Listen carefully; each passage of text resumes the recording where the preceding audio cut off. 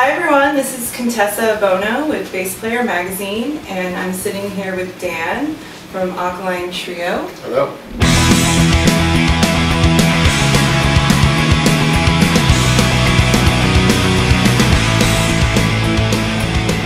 That you're actually going to be releasing this album on your own label, the Hearts and Skulls. Yeah, Heart and Skull. You guys have been with bigger indie labels and smaller indie labels, so why is it now the time for you guys to start your label?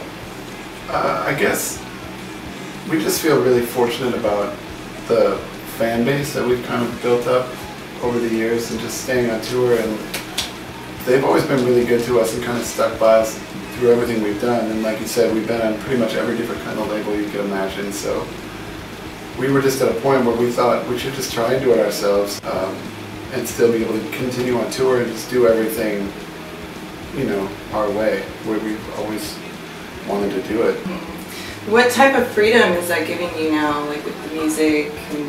Well, it really had a big impact on the record, because when we were recording the record, we didn't know what was going to happen. We didn't have any deal with Epitaph set in place or any distributor. We didn't have any label ties to anything, so we were just able to be in the studio, the three of us and our engineer, and just make a record without having to show it to anybody or, you know, have people coming in saying, well, that's good, maybe this will be a single, or just none of that kind of terminology was used at all in making the record. Nice. Just kind of like write a song, we look at each other, is it good? Yeah, okay, record it.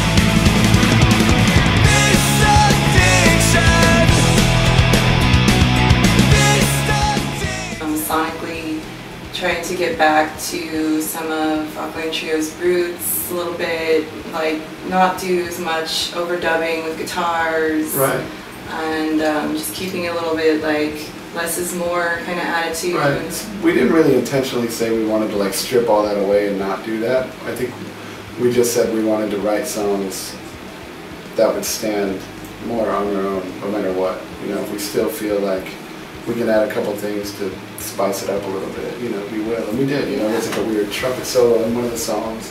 It's a lot of fun, and there's like a synth part in another one of the tracks. But other than that, it's pretty simple.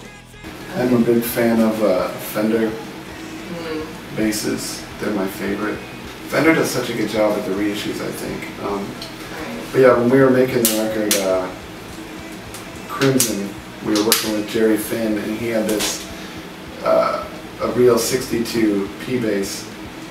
I think it was probably worth like $15,000, I don't know. I think right around there. It was the nicest bass I've ever played. It was insane.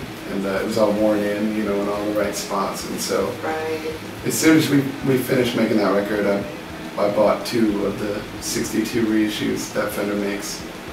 And I sanded up all the finish off the backs of the necks, kind of give it that, like, I'm trying to achieve that already worn in, you know, feel. Right. And so I do that to all my basses now. So 2010 is going to be a big year for Alkaline Trio. Yes. Got your album coming out, and any special touring events? Just lots of touring. Cool. We'll be on the road for most of the year. We're going to go overseas. Hopefully do like Reading and Leeds and stuff like that. In the UK at the end of the summer. If all that comes together, I like doing those festivals. You see a lot of good bands at those festivals. We gotta just keep traveling around the world. I'm sure we'll hopefully jump on some big festival type stuff this summer. Right. This is Contessa Bono with Bass Player Magazine.